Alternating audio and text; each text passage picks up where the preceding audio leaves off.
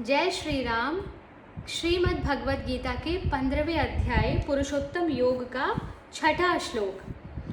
तो हमने उपयुक्त लक्षणों वाले पुरुष जिसे प्राप्त करते हैं, अर्थात इससे पूर्व हमने ऐसे पुरुष के लक्षणों के बारे में पढ़ा जो पुरुष परमेश्वर की शरण होकर परम पद स्वरूप आदि पुरुष को प्राप्त हो जाते हैं। तो वह अविनाशी पद कैसा है? ऐसी जिज्ञासा होने पर परमेश्वर के स्वरूप भूत परम पद की महिमा श्लोक संख्या 6 में बताई गई है। श्लोक संख्या 5 में तो यह बताया गया कि जो भगवत के आश्रित होकर, भगवान के आश्रय लेकर, भगवान की शरणागति लेकर परम पद स्वरूप को प्राप्त होते हैं, उन पुरुषों के लक्षण क्या होते हैं। श्लोक संख्या 6 में बात की गई है कि आखिर वह परम पद का स्वरूप क्या है। न तद्भासयते सूर्यो न शशांको न पावकः यद् गत्वा न निर्वर्तन्ते तद्धाम परमम मम। न तद्भास्यते सूर्यः न शशांकः न पावकः यत् गत्वा न निर्वर्तन्ते तद्धाम परमम मम।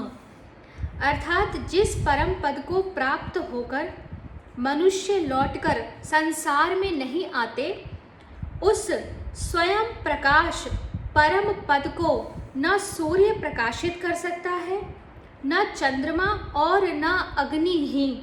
वही मेरा परम धाम है। प्रश्न है कि जिसको पाकर मनुष्य वापस नहीं लौटते, वह मेरा परम धाम है। इस कथन का क्या अभिप्राय है?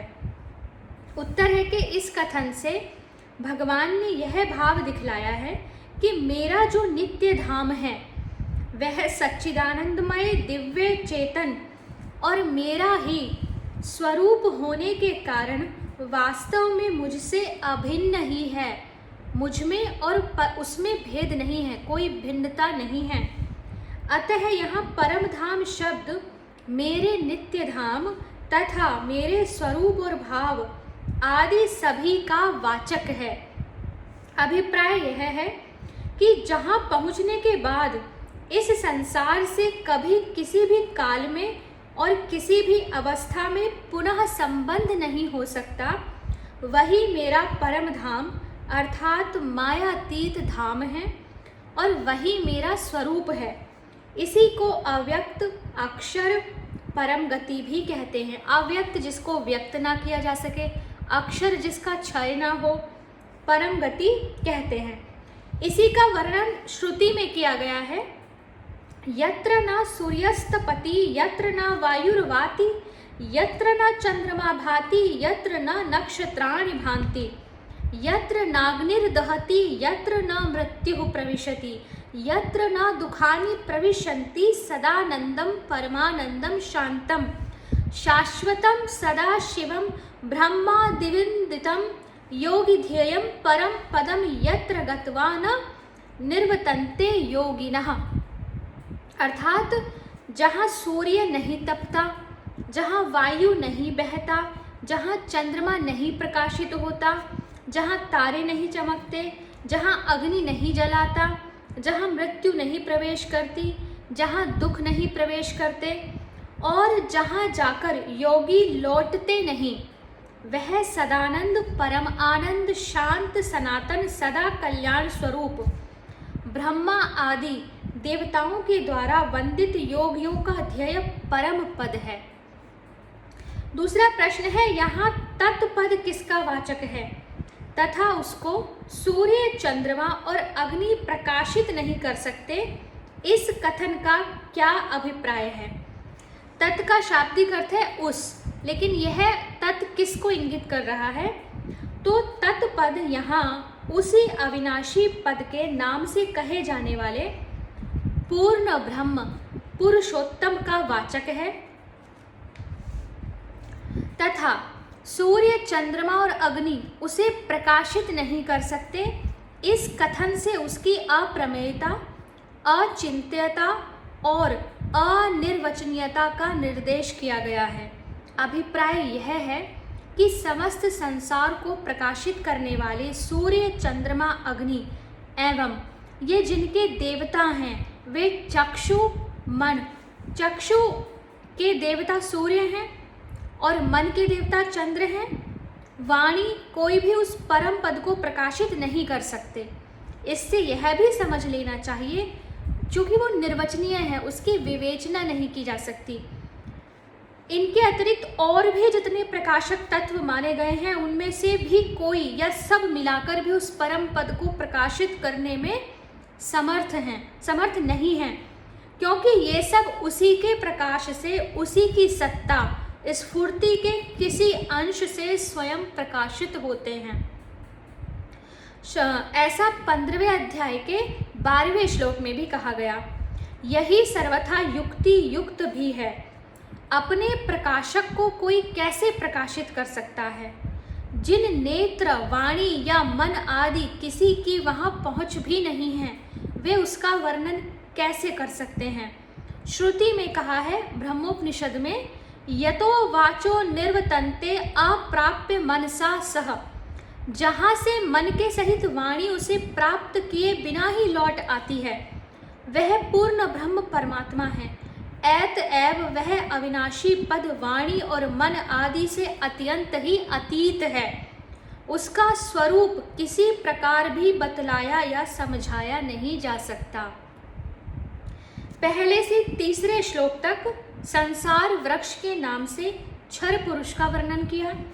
उसमें जीव रूप अक्षर पुरुष के बंधन का कारण उसके द्वारा मनुष्य योनि में अहमता, ममता, आसक्ति पूर्वक किए हुए कर्मों को बताया। उस बंधन से छूटने का उपाय सृष्टिकर्ता आदि पुरुष की शरण ग्रहण करना बताया। इस पर यह जिज्ञासा होती है कि उपयुक्त प्रकार से बंधे हुए जीव का क्या स्वरूप है और उसका वास्तविक स्वरूप क्या है, उसे कौन कैसे जानता है, जीव का वास्तविक स्वरूप। अतः इन सब बातों का स्पष्टीकरण करने के लिए पहले जीव के स्वरूप की व्याख्या की गई है श्लोक संख्या 7 में। ममेवांशो जीवलोके जीवभूत सनातनः मनः षष्ठानीन्द्रियाणि प्रकृतिस्थानि कर्षति। मम एव अंशः जीवलोके जीवभूतः सनातनः मनः षष्ठानि इंद्रियाणि प्रकृतिस्थानि कर्षति। अर्थात इस देह में यह सनातन जीवात्मा मेरा ही अंश है और वही इन प्रकृति में स्थित मन और पांचों इंद्रियों को आकर्षण करता है। प्रश्न है कि जीवलोके पद किसका वाचक है तथा उसमें स्थित जीवात्मा को भगवान ने अपना सनातन अंश बतलाकर क्या भाव दिखलाया है? इसका उत्तर है जीवलोके पद यहाँ जीवात्मा के निवास स्थान, जीव का लोक क्या है? जीव शरीर का वाचक है। स्थूल, सूक्ष्म और कारण, इन तीनों प्रकार के शरीरों का इसमें अंतर्भाव है। इनमें स्थित जीवात्मा को सनातन और अपना अंश बतलाकर भगवान ने यह भाव दिखलाया है कि कारण शरीरों में स्थित जीव समुदाय का सूक्ष्म और स्थूल शरीरों के साथ संबंध करके मैं ही इस संसार की उत्पत्ति, स्थिति और पालन करने वाला हूँ। इसलिए मैं सबका परम पिता हूँ। अतः जैसे पिता का अंश पुत्र होता है, वैसे ही जीव समुदाय मेरा अंश है तथा स्वरूप से भी जैसे मैं चेतन हूँ, वैसे ही जीव समुदाय भी चेतन है। इसलिए यह मेरा अंश है, क्योंकि जो स्वयं चेतन है वह किसी चेतन का ही अंश हो सकता है, जड़ का नहीं। वास्तव में अंशी से अंश भिन्न नहीं होता। मेरी भांति जीव समुदाय भी अनादि और नित्य है, इसलिए यह सनातन है और मुझसे भिन्न नहीं है। जीवात्मा की बात हो रही है। इसके सिवा यहाँ अद्वैत सिद्धांत के अनुसार तो यही भाव ठीक है कि जिस प्रकार सर्वत्र सभी जगह समभाव, समान भाव से स्थित, विभाग रहित महाकाश, घड़े और मकान आदि के संबंध से विभक्त सा प्रतीत होने लगता है और उन घड़े आदि में स्थित आकाश महाआकाश का अंश माना जाता है, उसी प्रकार यद्यपि मैं विभाग रहित समभाव से सर्वत्र व्याप्त हूँ, विभाग रहित अर्थात बटा हुआ, सभी जीवों में परमात्मा जीवात्मा जो है वह परमात्मा का अंश है, जो जीवों में विभाग रहित बटा हुआ प्रतीत होता है, पर ऐसा है नहीं। तो भी भिन्न भिन्न शरीरों के संबंध से पृथक पृथक विभक्त सा प्रतीत होता हूँ और उन शरीरों में स्थित जीव मेरा अंश माना जाता है। प्रश्न है कि एव पद के प्रयोग का क्या भाव है? तो एव का शाब्दिक अर्थ है ही। उत्तर है कि एव पद का प्रयोग करके भगवान ने यह दिखलाया है कि उपयुक्त प्रकार से यह जीवात्मा मेरा ही अंश है, अतः स्वरूपतः मुझसे भिन्न नहीं है। प्रश्न है कि इंद्रियाणी पद के साथ प्रकृति स्थानी विशेषण देने का क्या भाव है और उनकी संख्या मन के सहित 6 बतलाने का क्या अभिप्राय है, क्योंकि मन के सहित इंद्रियां तो 11 मानी गई हैं। इंद्रियाणी प्रकृति स्थानी का अर्थ है प्रकृति में स्थित। तो उत्तर है कि इंद्रियां प्रकृति का कार्य हैं और प्रकृति का कार्य रूप शरीर ही उनका आधार है। यह भाव दिखलाने के लिए उनके साथ प्रकृति स्थानी विशेषण दिया गया तथा 5 ज्ञानेंद्रिय और 1 मन, इन 6 की ही सब विषयों का अनुभव करने में प्रधानता है। कर्मेंद्रियों का कार्य भी बिना ज्ञानेंद्रियों के नहीं चलता, इसलिए यहाँ मन के सहित इंद्रियों की संख्या 6 बतलाई है। अगला प्रश्न है कि जीवात्मा का इन मन सहित 6 इंद्रियों को आकर्षित करना क्या है? जब जीवात्मा शरीर से निकलता है तब वह कर्मेंद्रिय, प्राण और बुद्धि को भी साथ ले जाता है, ऐसा शास्त्रों में कहा है। फिर यहाँ इन 6 को ही आकर्षण करने की बात कैसे कही गई? इसका उत्तर है, जब जीवात्मा एक शरीर से दूसरे शरीर में जाता है तब पहले शरीर में से मन सहित इंद्रियों को आकर्षित करके साथ ले जाता है। यही इस जीवात्मा का मन सहित इंद्रियों को आकर्षित करना है। विषयों को अनुभव करने में मन और 5 ज्ञानेंद्रियों की प्रधानता होने से इन 6 को आकर्षित करना बतलाया है।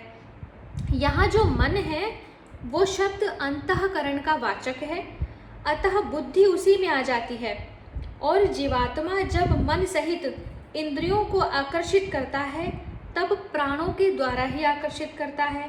अतः 5 कर्मेंद्रिय और 5 प्राणों को भी इन्हीं के साथ समझ लेना चाहिए। श्लोक संख्या 8 से आगे के वीडियो में पढ़ेंगे। हरे कृष्णा।